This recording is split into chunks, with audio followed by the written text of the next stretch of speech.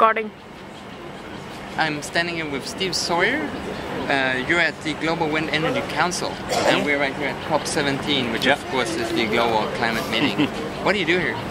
Our main role here, obviously representing the interests of my members in the wind sector. The primary interest, of course, is the existing carbon market mechanisms which have helped to finance wind projects particularly in China and India, but increasingly in Mexico and Brazil, other places around the world. We're trying to strengthen the ambition of the process, which will mean more demand in the carbon market and more financial flows going into the wind sector.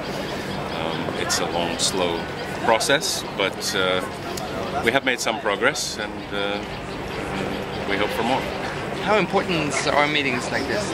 Well, the meetings are important in the sense that ultimately, you know, there's an awful lot happening at local level and at municipal level and national level.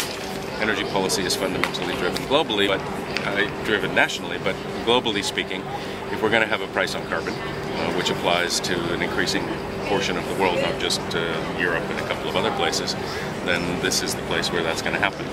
And a price on carbon is, we feel, the single biggest step that we can do to level the playing field between wind energy and conventional energy sources. Now, on that side we have the formal meetings, on that side we have the informal meetings. What's the most important to you? Well, I mean, the results of what come out of the formal sessions is the most important, but unfortunately in the sessions that we can get into, it's mostly the public posturing, and the real negotiation is going on deeply behind closed doors. So our most productive input into this process is through informal bilaterals with negotiators who we know and who we've had contact with in the past. In terms of the exposition in the Jamboree, yeah, there's lots of interesting side events and lots of interesting people and different other kinds of events, but the highlight for me here really has been the announcement of the initial tenders here in South Africa. I personally have been working on this market for 14 years, and it's nice to see something finally beginning to happen. Give us the details on that, because right now South Africa electricity 97% coal, very dirty, but finally the wind is coming in.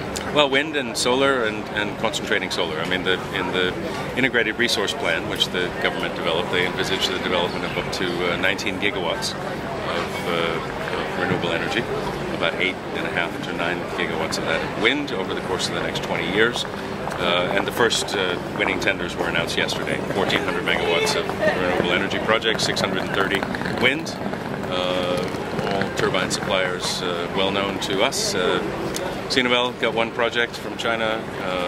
Nordex was the big winner from Germany, and of course Vestas and Siemens and Suslan as well. So is it fair to say that when it's going slow here, it's happening on the national and local level? Well, although the national level in South Africa has been very slow for a lot of years, but it's finally beginning to happen now, and we're excited about the possibilities for this market, not only for South Africa's growing economy, but for the others in the region, certainly going up the east coast to there's an awful lot of Kenya, Ethiopia, and Tanzania, and on the west coast, Namibia and Angola. So we think there's a potentially very substantial market in this part of the world. It's going to take a while to develop, and South Africa is the key and will be the base, and hopefully it will be a big enough market to attract manufacturing investment as well as project investment. Things that are being discussed here include the Green Fund, Global Green Fund, and also a second commitment period of the Kyoto Protocol. How important is that to win? Well, the Green Climate Funds, what they're arguing about here is not how they're going to get money into it or how they're going to spend the money. What they're arguing over here is how it's going to be managed and what sort of an institution it's going to be. So that's not terribly relevant to us.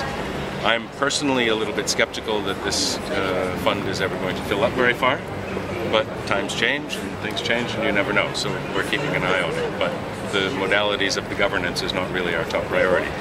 Getting a second commitment period of the Kyoto Protocol, continuing the carbon market infrastructure at least, is a priority for us. And you know, CDM, as I said before, has played some role in some markets in helping support the industry. It could do an awful lot more. The carbon market could do an awful lot more. But if the Kyoto Protocol is allowed to lapse after the end of the first commitment period in terms of the carbon market infrastructure, then it's going to be very difficult to get that momentum going again. So really for us the priority is to get a second commitment of the Kyoto Protocol with as great an ambition as possible. We just got to keep our fingers crossed. Yeah. Thank you so much, Steve. You're very welcome. Thank you. Thank you. Thank you for holding that for me. Thanks a lot. Good. Good luck. Okay, same to you. And do you come to the European wind energy events or whatever? I'd love to, but obviously often Svensk Vind sends other people, but I'd be very excited about coming. Well, the next one's in Copenhagen. So. And you know, I used to